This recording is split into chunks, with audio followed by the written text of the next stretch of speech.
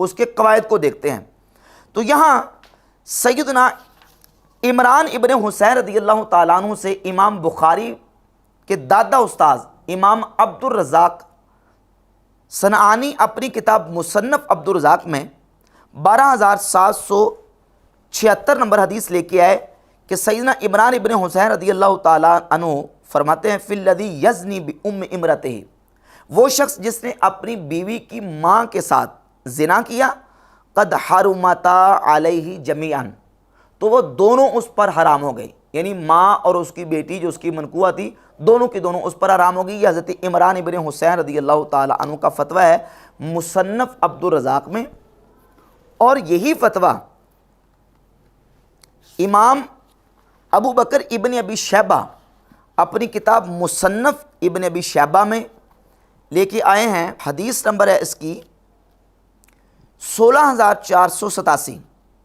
پھر رجل یقع علی ام امرتہ، سیدنا عمران ابن حسین رضی اللہ تعالیٰ عنہ سے اس شخص کے بارے میں یہ روایت ہے کہ جس شخص نے اپنی بیوی کی والدہ کے اوپر واقع ہوا، یعنی اس کے ساتھ زنا کیا، بدکاری کی، تو قالا، تو عمران ابن حسین صحابی فرماتے ہیں تحرم علیہ امرتہ، اس پر اس کی عورت حرام ہو گئی۔ اب یہ دیکھیں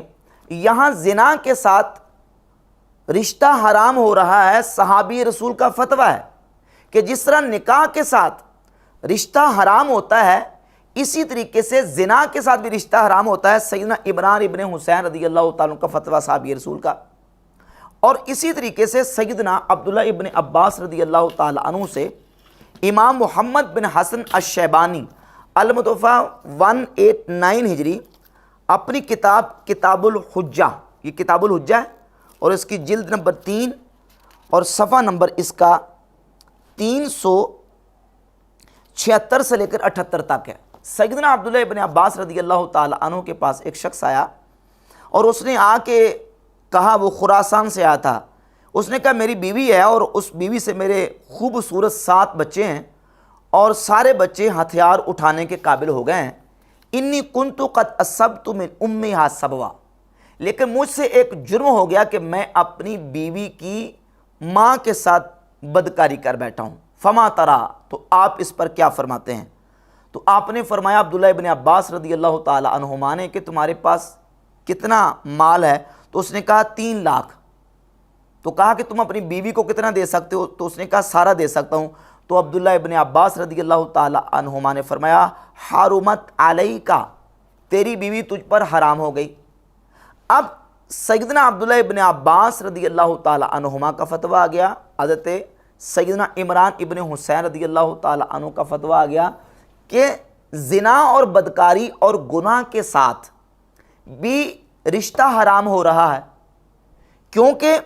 جس طریقے سے حرمت نکاح سے ثابت ہو رہی ہے اور نکاح کی وجہ سے رشتے حرام ہو رہے ہیں، اسی طریقے سے زنا سے بھی رشتے حرام ہوتے۔ صحابہ کے فتوے اس پر موجود ہیں، اور اس کے علاوہ اجلہ تابعین کے فتاوی جات کو امام ابو بکر ابن ابی شیبہ المتوفیٰ 235 ہجری امام بخاری کے استاذ ہیں، انہوں نے ایک باقاعدہ باب مصنف ابن ابی شیبہ میں ذکر کیا ہے، الرجل یقع علی ام امرتہ او بنت امرتہ ما حال امرتہ، کہ جو شخص اپنی بیوی کی والدہ پر واقع ہوا یا اپنی بیوی کی بیٹی پر واقع ہوا، کیا اس کی بیوی اس کے لیے حلال رہ جائے گی؟ یہ باب قائم کیا ہے امام ابو بکر ابن ابی شیبہ المتوفیٰ 235 ہجری، جو امام بخاری مسلم کے استاد ہیں، انہوں نے اپنی کتاب المصنف میں، اس کی جلد نمبر 9 ہے، اور 16487 سے لے کر آگے روایات، صحابہ اکرام کے فتوے اور اس کے بعد تابعین کے فتاوی جات ذکر کیے ہیں۔ سب سے پہلے 16487 نمبر فتویٰ ذکر کیا ہے سیدنا عمران ابن حسین رضی اللہ تعالیٰ عنہ کا، کہ عمران ابن حسین رضی اللہ تعالیٰ عنہ سے پوچھا گیا کہ کوئی شخص اپنی بیوی کی ماں پر واقع ہوتا ہے، یعنی اپنی ساس کے ساتھ زنا کرتا ہے، تو آپ نے فرمایا تحرم علیہ امرتہ، تو اس کی بیوی اس پر حرام ہو گئی۔ اب یہ فتویٰ سیدنا عمران ابن حسین رضی اللہ تعالیٰ عنہ کا مصنف عبد الرزاق میں بھی موجود ہے اور مصنف ابن ابی شیبہ میں بھی موجود ہے، اور اس فتوے کے بارے میں حافظ ابن حجر عسقلانی فتح الباری شرح صحیح بخاری کی جلد نمبر 9 صفحہ 195 پہ